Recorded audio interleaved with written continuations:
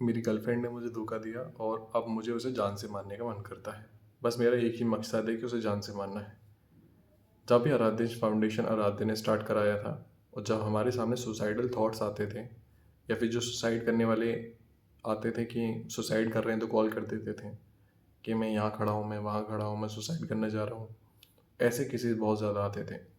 उसमें सबसे ज़्यादा केसेस होते थे, आप मान लो 50 से 60%, 60%, 60 70% मान के चलते हैं, 60% लेके चलते हैं। चलो 60% केसेस सिर्फ इसी के हैं कि वो लिविंग रिलेशनशिप में थे और जो लिविंग रिलेशनशिप में जो लड़का था उससे पहले वो 3 लड़कियों के संग रिलेशन मतलब लिविंग रिलेशन में था, 3 लड़कियों के संग। उसके बाद फिर एक लड़की के संग रिलेशन में आया और जो चौथी लड़की के संग रिलेशन में आया, अब वो उसको फिर उसने छोड़ा। जैसे उन 3 को छोड़ा, अब वो 3 को छोड़ने के बाद चौथी को छोड़ नहीं पा रहा है, पर चौथी लड़की ने फिर उसे छोड़ दिया। फिर दोनों इतने ज़्यादा अटैच हो गए हैं कि अब रोड पर पिट रहे हैं, रोड पर लड़ाइयाँ होती हैं। एक बार ऐसा आया कि वो एक के घर तक पहुंच गया, उसके जिसके संग लिविंग रिलेशन था उसके घर तक पहुंच गया। फिर घर पे लड़ाई हुई, फिर कॉलोनी में लड़ाई हो रही है। तो ये जो वासना है, समझना, ये जो वासना है कि जहाँ हमने प्रेम कहा कि मैं इससे प्यार करता था, नहीं, हमने बड़े ध्यान से समझना। एक तो हमें लगता है कि शरीर को छोड़ने के बाद हम मुक्त हो जाते हैं, तो ये सबसे बड़ा झूठ है। हम शरीर को छोड़ने से मुक्त नहीं होते हैं। अगर शरीर को छोड़ने से ही मुक्त होना तो जैसे जीवन जीना होता है वैसे हम जीवन जीते, हम मुक्त हो ही जाते। नहीं तो हमारे गुरुजन आराध्य पर ब्रह्म हमें ये बताते, इंसान के शरीर में आके इंसान के शरीर को मारो और मुक्त हो जाओ। ये कोई सजा नहीं है, इंसान का शरीर कोई बेड़िया नहीं है, इंसान का शरीर एक वरदान है। अलग अलग डायमेंशन से आत्मा इस शरीर में आती हैं इससे मुक्त होने के लिए, कुछ लेसन सीखने के लिए, अपने आराध्य को प्राप्त करने के लिए, क्योंकि वो मुक्त नहीं हो पाती हैं, अलग अलग डायमेंशन में फंसी होती हैं। तो इंसान का शरीर एक वरदान है जिसमें आप आके यहाँ से मुक्त होते हैं। अगर आपने इस शरीर में रहकर लिविंग रिलेशन तो छोड़ो, आपने यहाँ किसी भी जीव को उठा करके काटा और छोड़ दिया, अब कटे हुए पैर के संग वो जितना जीवन जिएगा उतना सेम दर्द अगर आपने महसूस नहीं करा, आप यहाँ शरीर से मुक्त नहीं हो सकते हैं। आपको वापस पृथ्वी पर जन्म लेना ही पड़ेगा, या तो इस करंट जन्म में वापस जन्म लेना पड़ेगा इस पेन को महसूस करने के लिए। तो नर्क और स्वर्ग का जो कहा गया है, जो यहाँ का नर्क स्वर्ग है, जो करंट है, वहाँ आपके शरीर को नर्क यातनाएं भोगनी पड़ती हैं। वो तक पकौड़े नहीं तलता कोई कढ़ाई रख के, पकौड़े नहीं तलता, वहाँ कोई हलवाई नहीं लगा हुआ है कि पर्टिकुलर आके रेसिपी तैयार कर रहा है आपको काट के तलना है, नहीं। बस आके घुमा कर आसपास देखो, ऐसे ऐसे शरीरों में आत्माएं जन्म ले चुकी हैं जहाँ 24 घंटे दर्द है, बेड से उठ नहीं सकती हैं, चीख रही हैं पर मौत नहीं मिल सकता। मौत नहीं मिलेगी, दर्द मिलेगा, चीखना पड़ेगा, चिल्लाना पड़ेगा, क्योंकि उसने इस शरीर में रह करके और आत्माओं को कुछ ऐसा दिया है जिससे उनको वो पेन मिला है। समझो, आपने रहकर 100 आत्माओं को वो शरीर में थी वो दर्द दिया। आपने कुछ ऐसा खाना बनाया, कुछ ऐसी चीज़ें बना के बिजनेस के लिए, पैसे के लिए उनको खिलाना शुरू करी जिससे उनके लीवर खराब हुए, किडनी खराब, उनको दर्द हुआ। आपको पेन महसूस करना पड़ेगा जो आपने दिया है। हम शरीर में रह करके मुंह से बोल रहे हैं कि उठ जाओ, जाग जाओ, तो ये कर्म है। वैसे ही जब आप किसी को थोड़ा सा भी कष्ट इस शरीर में रहकर देते हो, किसी भी आत्मा को थोड़ा सा भी कष्ट देते हो, तो आपको वो कष्ट महसूस करना पड़ता है, ये याद रखना।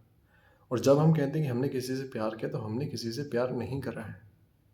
हमें नहीं पता उस शरीर के अंदर कौन सी आत्मा है, हमें नहीं पता इस शरीर के अंदर कौन सी आत्मा है। हम कॉन्ट्रैक्ट करते हैं इस पृथ्वी पर प्रवेश लेने से पहले कि इस जन्म में मैं ये कर्म को फुलफिल करूँगी, क्योंकि हमारे बहुत कर्म हैं। तो इस जन्म में मैं अपने इन कर्मों को फुलफिल करूँगी, इस जन्म में मैं अपने इन कर्मों को फुलफिल करूँगी। तो ठीक है, मान लो किसी ने बहुत ज़्यादा अन्न की बर्बादी करी हो, तो इस जन्म में वो कहता है कि ठीक है, सच में बहुत गलत किया था मैंने खाने के संग और मैंने बहुत बर्बादी करी, मुझे ये लेसन सीखना है, मैं सीखूंगी, ये सीखूंगा। वो जो भी सोल है, अब वो इस इंडिया में या फिर इस पृथ्वी पर ऐसी जगह जन्म लेगी जहाँ उसको पानी भी नसीब नहीं होगा, ऐसी कंडीशंस में जन्म लेगी। अब जन्म तो उसे मिल गया, उसे खुद याद नहीं है कि उसको ये कर्मा भोगना है, पर वो खुद ही कॉन्ट्रैक्ट यानी खुद ही वो अनुबंध करके इस जगह जन्म लिया उसने कि ठीक है, ये जो मैंने गलत कर्म किया था इसको मैं इस लाइफ में ऐसा करके सॉर्ट आउट करूँगी।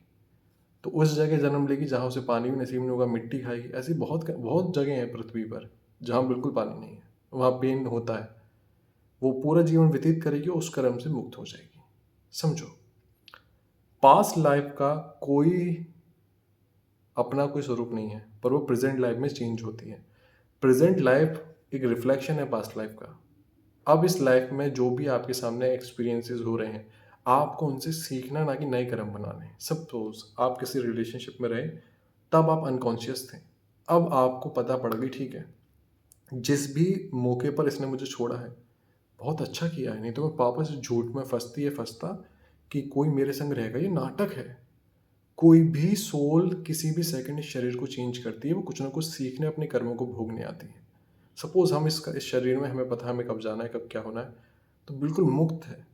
हम सब कुछ बनाते ही बुनियाद इस पर है कि हम हमेशा यहाँ रहने वाले हैं।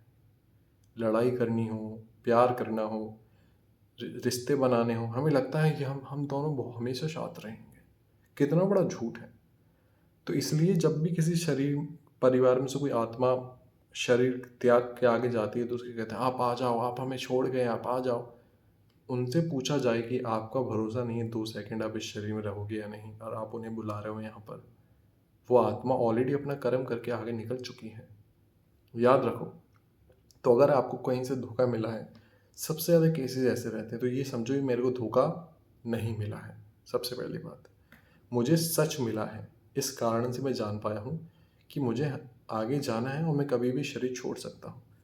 अगर मैंने अपने प्रयास से शरीर की हत्या करी, जो हमेशा क्वेश्चन आता है कि शरीर को मार दिया, तो एक शरीर हत्या का पाप लगा। एक शरीर हत्या जो इतनी मिन्नतों के बाद, आपको गिड़ाने के बाद इंसानी शरीर दे दिया था, चल ठीक है, तो इस लाइफ में सॉर्ट आउट कर लियो अपने कर्मों को।